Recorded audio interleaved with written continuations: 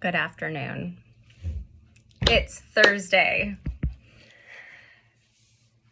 I had a full day. All right, it's Thursday. I know what day it is. Those of you who watch my lives are going to be so proud of me for knowing what day it was today.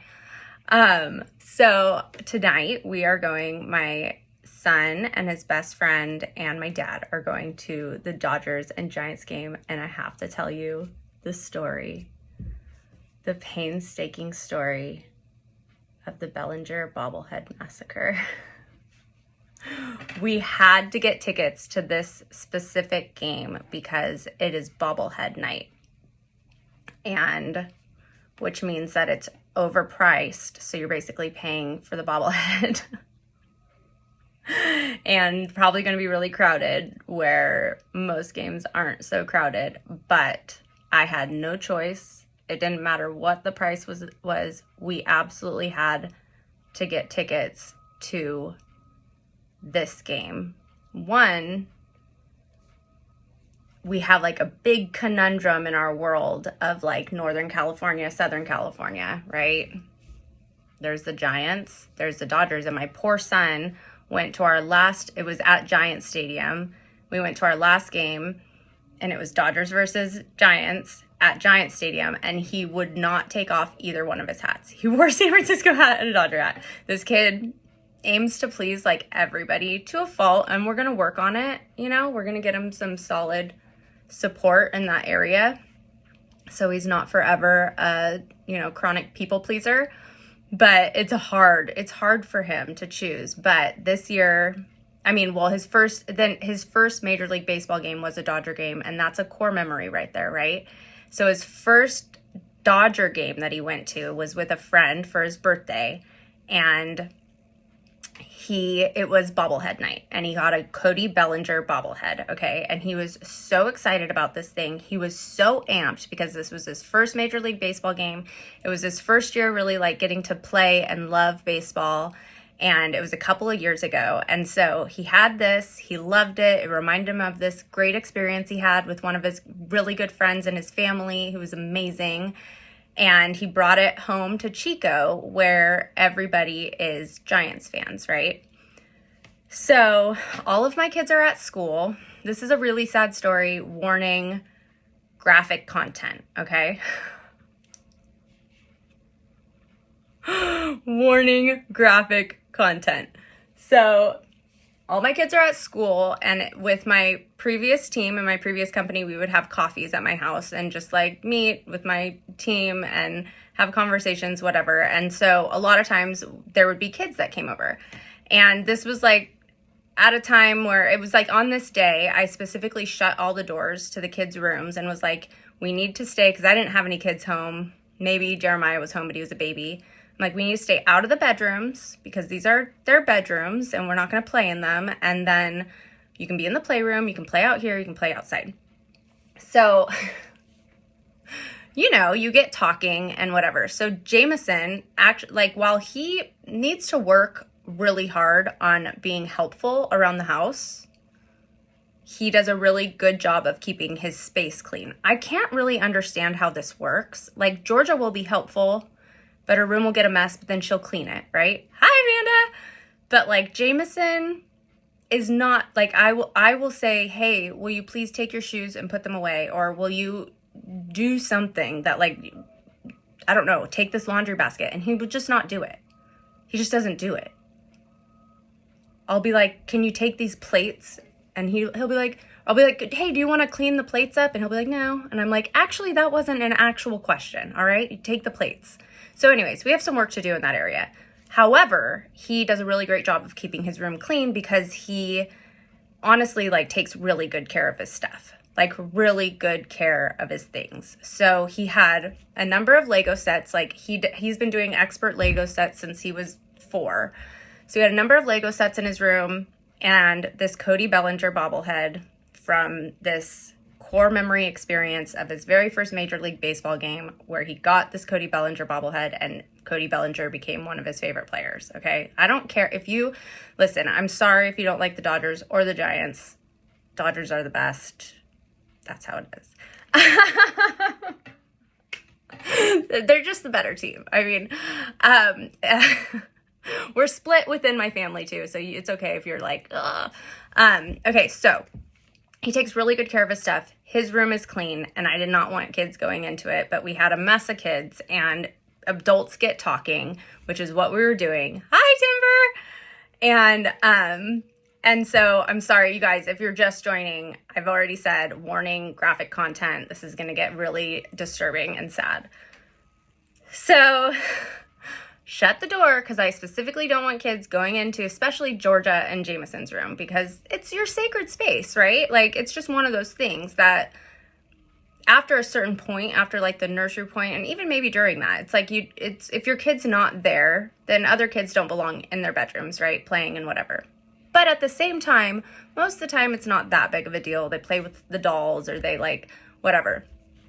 I don't even know what happened, you guys. I don't even know what happened. I remember realizing that kids were back in the bedroom, Jameson, Georgia, at school, realizing that kids were back in the bedroom, and I walk back there.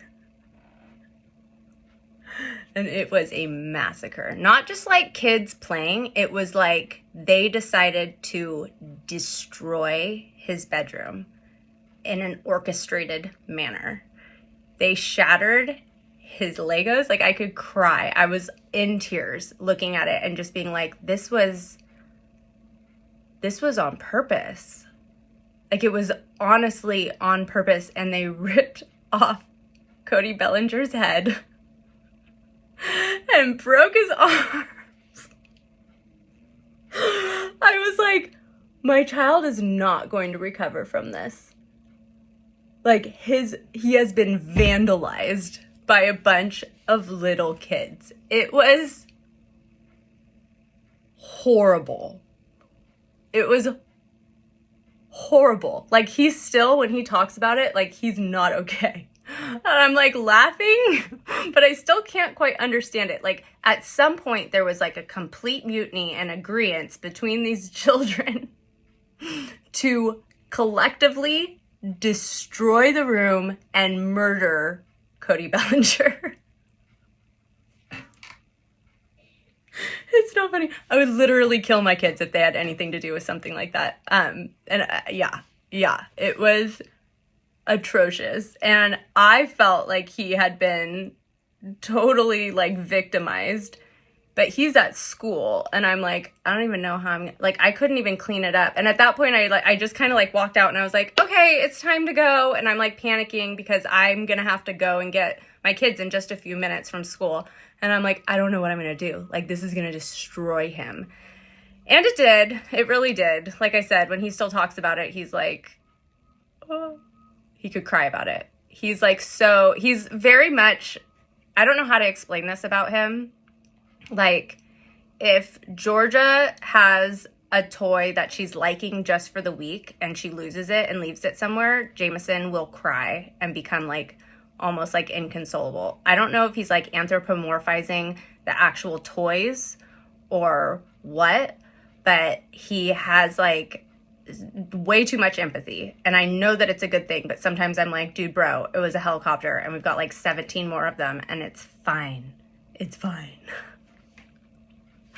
We lost one of his brother's helicopters when his brother was a baby and actually didn't care about what toys he had, and we lost it at the pumpkin patch, and he cried inconsolably for like 4 hours.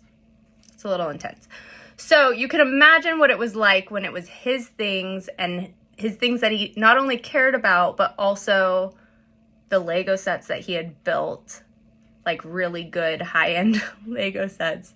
And his bed, like, it was like, when I say like, hey, it was orchestrated, it's because like his bed was like ripped apart and like pulled off. Like, it was like, they were like, let's thrash this room, little 4-year-olds. Yeah. Like, and I don't remember the ages of all the kids. I'm guessing that there was somebody who was at least a little bit older to be like, let's do this. And I feel like, this is what I feel like, and it's just a guess.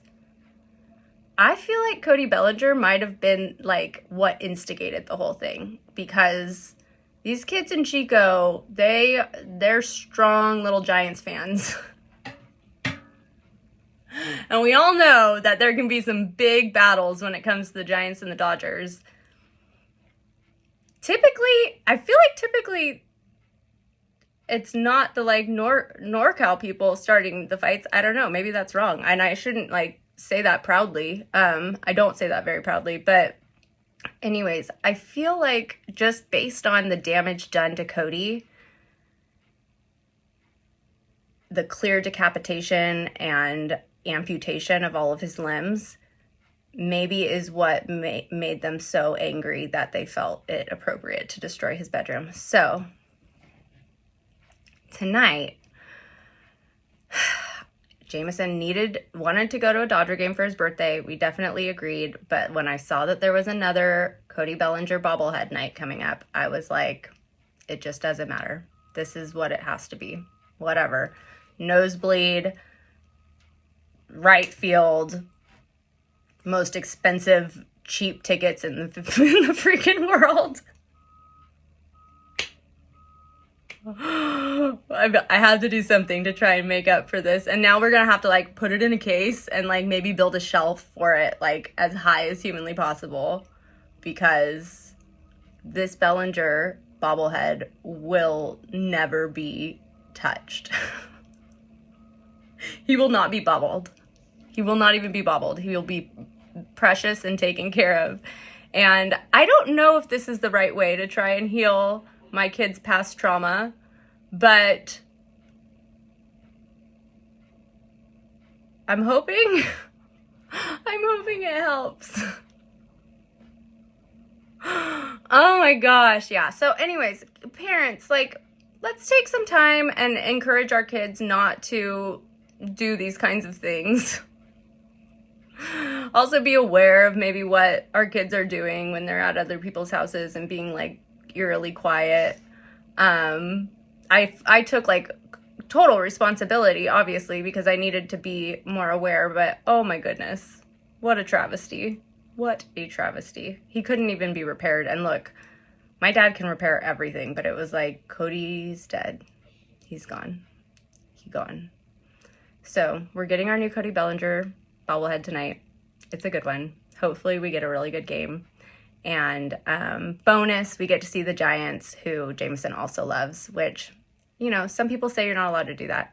Love two rivals, but I believe that you can, especially when your life is lived halfway in one place and halfway in the other. So do you have any like horrible things that have happened? Not like, but like silly things that you have to try and make up for, you know, like when something, I've done this a lot, and I don't want to like spoil my kids to make up for things, but I feel like as parents, like sometimes it's like last resort, right? It's like, I'm sorry that I had to go on a business trip and I missed your, you know, recital. Let's go to Disneyland. It's okay. It's okay. We can teach all the like true deep life lessons all the other times, but parent guilt is real, and I have some major parent guilt over this. So I'm hoping that this is going to make up for it in some way or shape, form, or another. And I want to hear about some of the silly things you do, or like when you're like, you lose your temper, like, and it's totally your fault. And this is, look, I'm going, like, this is not my normal life because I'm basically not giving good advice. My advice to every parent in the whole wide world is always to start practicing, like, as early as you can, admitting fault. And so I definitely took responsibility for this because he's still mad at the kids, like, even though he has no idea who they were, and I don't even remember who they were either. And they were little kids, but I took complete fault for it. And I think that's one of the biggest things that we can do as parents is to practice apologizing to our kids, because they get to learn how to apologize themselves and they get to see that we're not perfect, right? So when I mess up, I apologize. And then I think maybe to make myself feel better a few days later, so that they don't feel like I'm just like making up for things with treats, I take them to do something fun, like get ice cream. That's more for my guilt than it is for them to forgive me, because I've already apologized and done the thing, the learning bit, and then I'm like, now we're gonna go do something fun. It's not easy. There is no handbook, but tonight we're getting ourselves a bobblehead. And oh my God, if they are gone before we get there, we're leaving early. If they're gone before we get there, so help me God, I will get him a Cody Bellinger bobblehead, one way or another. It's not an easy gig. All right. Have a great rest of your Thursday.